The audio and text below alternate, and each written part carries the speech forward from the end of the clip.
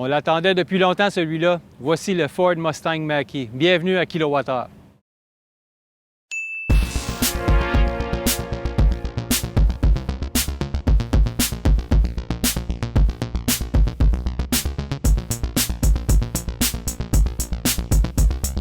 Le choix du nom a causé tout un émoi auprès des purs et durs de la marque Mustang. Accoler ce nom à un véhicule électrique a été une pure hérésie pour certains et même l'est encore.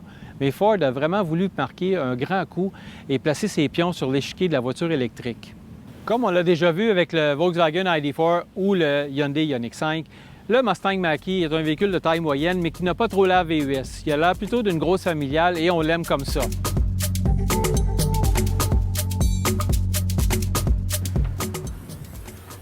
Une particularité du Ford Mustang Mach-E, c'est son coffre avant, ou le frunk, comme on l'appelle, pour front et trunk.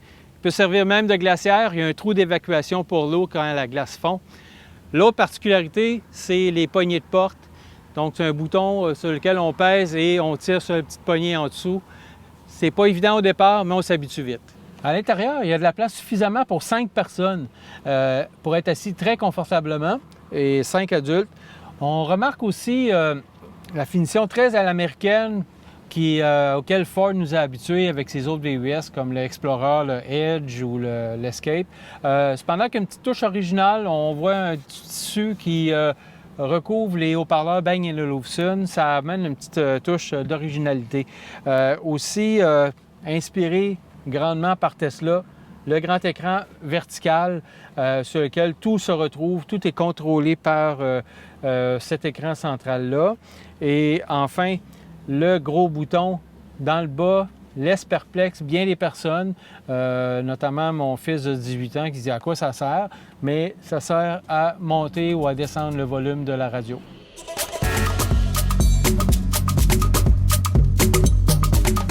Bien sûr, ce qu'on retient avec le Mustang Mach-E, c'est la douceur et le silence de roulement.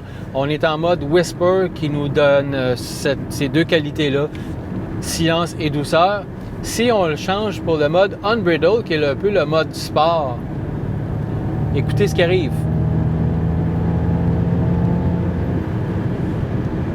Vous avez entendu, on a un petit son de moteur synthétisé qui nous donne l'impression de se retrouver au volant d'un V8 ou peut-être d'un V6 selon vos préférences.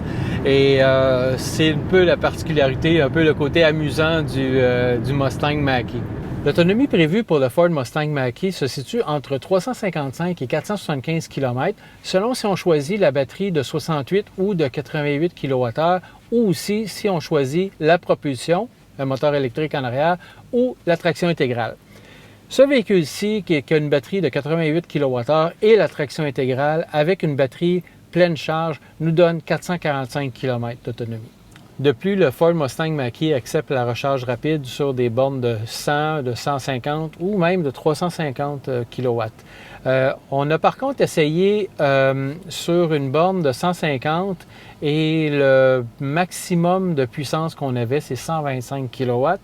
Et on a essayé sur une borne de 350 kW de Electrify Canada. Par contre, la communication ne s'est pas établie comme il faut, donc on n'était pas capable de recharger le véhicule avec cette borne-là. Le plus gros désavantage du Ford Mustang Mach-E, c'est son prix. Il y a seulement 2 versions qui sont admissibles au rabais de 8 000 $ du gouvernement du Québec, soit la Premium de 50 495 $ avant transport et préparation ou la Select à 59 495 $. Ces 2 versions-là sont des propulsions et ont la batterie de 68 kWh, donc l'autonomie standard.